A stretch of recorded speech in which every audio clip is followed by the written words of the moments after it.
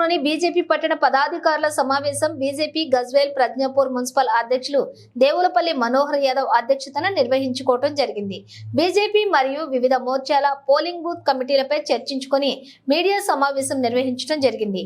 ఈ సందర్భంగా BJP Gajwel Pragnapur municipal అధ్యక్షులు దేవులపల్లి మనోహర్ యాదవ్ మాట్లాడుతూ గజ్వేల్ రాజకీయాల్లో పెద్ద ఎత్తున చర్చ జరుగుతున్న నర్సారెడ్డి ప్రతాప్ రెడ్డి మాటలు అదో డ్రామా అని అన్నారు. వారి మధ్య చీకటి ఒప్పందం ఉందని, కేవలం ఎన్నికల వేళ వారిద్దరి చుట్టూ గజ్వేల్ రాజకీయాలు ఉన్నాయి అన్నట్టు ఈ డ్రామాకు తెర తీశారు అన్నారు. వారికి గజ్వేల్ అభివృద్ధిపై చిత్తశుద్ధి ఉంటే 2014 ముందు మాజీ ఎమ్మెల్యే నర్సారెడ్డి ఏం చేశారో, టీఆర్ఎస్ పార్టీలోకి వెళ్లిన ప్రతాప్ రెడ్డి ఏం చేశారో ప్రజలకు తెలపాలని డిమాండ్ చేశారు. 10 ఏళ్ల టీఆర్ఎస్ ప్రభుత్వంలో గజ్వేల్ పూర్తి స్థాయి అభివృద్ధి పనులను పూర్తి చేయడంలో బీఆర్ఎస్ గజ్వేల్ నాయకులు విఫలమయ్యారని అన్నారు. Ring road, under ground drainage, 2 వరుసల రోడ్డు, పట్టణ గల్లీ రోడ్లు ఇలా అనేక పనులను పూర్తి చేయడంలో విఫలమయ్యారు. గజ్వేల్ బస్టాండ్ ను నిరుపయోగకరంగా నిర్మించారన్నారు.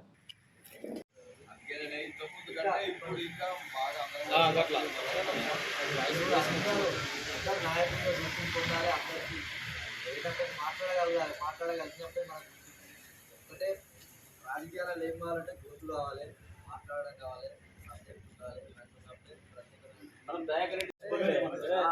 ఎప్పటికీ ఈ రకంగా జరిగిందనుకో అందరి మైండ్ లో ఉంటది కదా.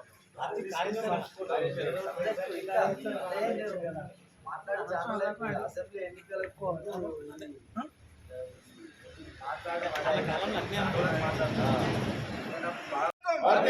బండి సంజయ్ గారి నాయకత్వం, బండి సంజయ్ గారి నాయకత్వం, రఘునందన్ అన్న గారి నాయకత్వం, రఘునందన్ అన్న గారి నాయకత్వం, రఘునందన్ అన్న గారి నాయకత్వం. జై శ్రీరామ్, జై శ్రీరామ్, జై శ్రీరామ్, జై శ్రీరామ్, జై శ్రీరామ్, జై శ్రీరామ్. భారత్ మాతా కీ జై, భారత్ మాతా కీ జై, భారత్ మాతా కీ జై.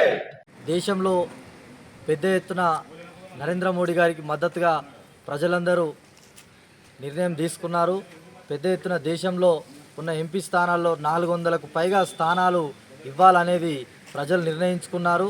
ఇలా నరేంద్ర మోడీ గారు ఏదైతే దేశంలో పెద్ద ఎత్తున సంక్షేమం వైపున అంత్యోదయ సిద్ధాంతంతో ఇలా దేశంలో ఉన్న పేదలకు ఇలా ప్రభుత్వ ఫలాలు అందే విధంగా ఉచిత రేషన్ అయితేనేమి, అదేవిధంగా వ్యాక్సిన్ అయితేనేమి, కిసాన్ సమ్మాన్ నిధి, రైతులకు సంబంధించిన కిసాన్ సమ్మాన్ నిధి, ఇట్లా అనేక సంక్షేమాల బాటన నరేంద్ర మోడీ గారి ప్రభుత్వం ఈ 10 ఏళ్ళు పరిడవిల్లింది. ఇలా పేదలకు ప్రతిఫలం అందే విధంగా నిర్ణయం తీసుకుంది. అదేవిధంగా పెద్ద ఎత్తున ఇలా నిర్ణయాత్మకమైన నిర్ణయాలు తీసుకొని ఈరోజు అయోధ్య రామమందిర నిర్మాణం 500 ఏళ్ళ కళ ఈరోజు రామమందిర నిర్మాణమే కానీ, ఇలా దేశంలో కాశ్మీర్ను అంతర్భాగం చేయడమే కానీ, ఇలా ముస్లిం మహిళలు పెద్ద ఎత్తున ఇబ్బందులకు గురవుతున్న త్రిబుల్ తలాక్ చట్టం అయితేనేమి, ఇలా అనేక రంగాలలో ఈరోజు దేశాన్ని ఒక పెద్ద ఎత్తున భారతదేశాన్ని ఇలా ప్రపంచానికే విశ్వగురువుగా రూపాంతరం చెందిపిస్తూ ఇలా విశ్వగురు వైపుగా దేశాన్ని నడిపిస్తున్న నరేంద్ర మోడీ గారికి మరోసారి పట్టం కట్టే విధంగా 400 సీట్లతోని, 400కు పైగా సీట్లతోని ఈరోజు ప్రభుత్వం మూడోసారి ముచ్చటగా రాబోతుందనేది ఇలా ఎన్నికల వేళ నిర్ణయమైపోయింది. ఇలా ప్రతిపక్షాలు పెద్ద ఎత్తున ఈరోజు ఏదైతే అస్త్ర సన్యాసం చేసేసిన ఈ కాంగ్రెస్ పార్టీ అయితే ఈరోజు యుద్ధానికి ముందే అస్త్ర సన్యాసం చేసేసింది.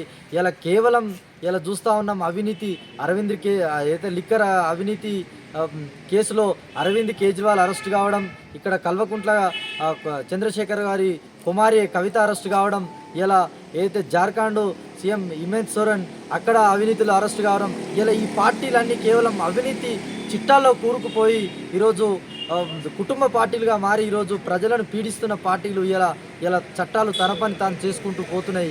కానీ ఇలా ఈ దేశం కోసం నిజాయితీగా నిబద్ధతగా ఆలోచించే పార్టీ ఏదైతే ఉందంటే అది కేవలం భారతీయ జనతా పార్టీ అనేది ఇలా ప్రజలకు తెలిసిపోయింది. కాబట్టి ఈరోజు భారతీయ జనతా పార్టీ పెద్ద ఎత్తున ప్రభుత్వం ఏర్పాటు కాబోతుందనేది ముందే డిసైడ్ అయిపోయింది.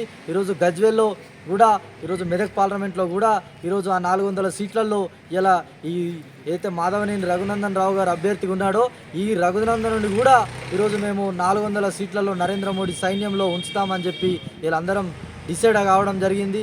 అదేవిధంగా గజ్వేల్లో కూడా ఈరోజు ఏదైతే 66,000కు పైగా గజ్వేల్ అసెంబ్లీలో వచ్చిన ఓట్లు ఉన్నాయో అవిట్లను డబల్ చేస్తూ రెట్టింపుగా ఈరోజు 150,000 ఓట్ల వైపు మేము తీసుకెళ్తామని చెప్పి ఈరోజు గజ్వేల్లో కూడా పెద్ద ఎత్తున కార్యకర్తలందరూ కంకణబద్దులై పనిచేస్తూ ఉన్నారు.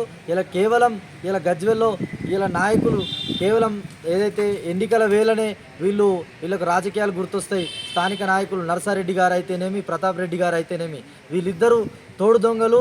ఇలా గజ్వేల్లో వాళ్లకు ఎటువంటి గుర్తింపు లేదు. ఇలా వాళ్ళు కేవలం ఎన్నికల వేళలా వాళ్ళు ఒకరి మీద ఒకరు పంచిపటాకులు వేల్చుకుంటూ ఈరోజు నువ్వు దొంగ అంటే నువ్వు దొంగ అనేది వాళ్ళు అనుకుంటా ఉన్నారు. కానీ ఇద్దరు ఇలా గజ్వేలి అభివృద్ధి మీద వాళ్ళిద్దరికీ చిత్తశుద్ధి లేదని చెప్పి మేము తెలియజేస్తూ ఉన్నాం. 2014 ముందు నర్సారెడ్డి గారికి అధికారం ఉంది, ఎమ్మెల్యేగా ఉన్నాడు. ఏం డెవలప్మెంట్ చేసిండు? ఇలా ఒక కొంత వర్గానికే కొమ్ము కాస్తూ గజ్వేల్ రాజకీయాలను భ్రష్టు పట్టించిండు నర్సారెడ్డి.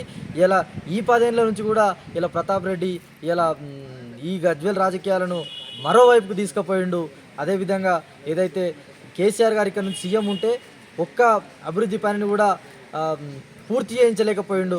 అభివృద్ధి పెద్ద ఎత్తున మేము ఇన్ని కోట్లు పెట్టి గజ్వేల్ని డెవలప్ చేస్తున్నామన్నాడు. కానీ ఎక్కడికక్కడ రోడ్లన్నీ నీరుగారిపోయినాయి. Ring road incomplete, underground drainage incomplete, అదేవిధంగా Indira park to Kotamaisamma road incomplete, ఇట్లా మున్సిపాలిటీలో గల్లీ రోడ్లు ఇన్కంప్లీటు, ఇట్లా అనేక సమస్యలను ఉన్నాయి.